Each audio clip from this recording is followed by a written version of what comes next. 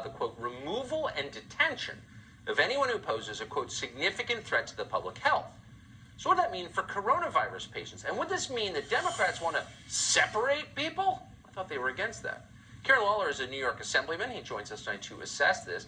This is, Karen, going around everywhere. I think probably everyone watching has gotten a text version of this bill. Should we be concerned about it? Yes, I think we should be concerned.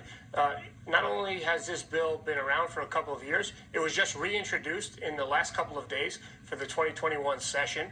And, we live in unprecedented times. A year ago, if you would have told me a governor could shut down a restaurant, shut down churches, shut down anything that he wanted to, I wouldn't have taken this bill as seriously. But we have seen individual liberties slipping away day by day over the last 9 or 10 months, and this bill could become law. I've seen bills sit on the shelf and not ever be dealt with, and then all of a sudden there's an opportunity, there's a crisis, and they don't want to let it go to waste, and all of a sudden the bill becomes law in the middle of the night, usually without much debate, and usually in some kind of tucked away in some kind of an omnibus bill.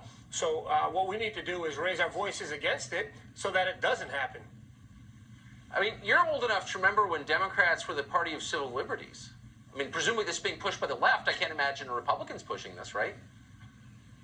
It's very funny you say that because, yes, the civil liberties used to be part of the Democrat platform. Here's the due process you get. It's less than the due process that somebody like Khalid Sheikh Mohammed would get. This is directly from the bill, Tucker. Access to counsel will be facilitated to the extent feasible under the circumstances. So you can get a lawyer if it's feasible for us to get you a lawyer to get you out of the Gulag.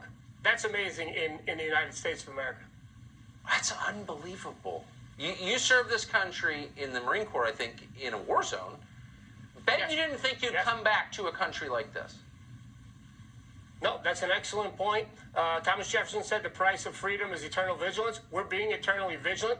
The governor's office has been asked about this bill, and the governor's office has mocked those of us who are concerned about it. Rather than take a position in favor of civil liberties, in favor of New Yorkers, in favor of the Constitution, the governor of New York has just mocked the critics.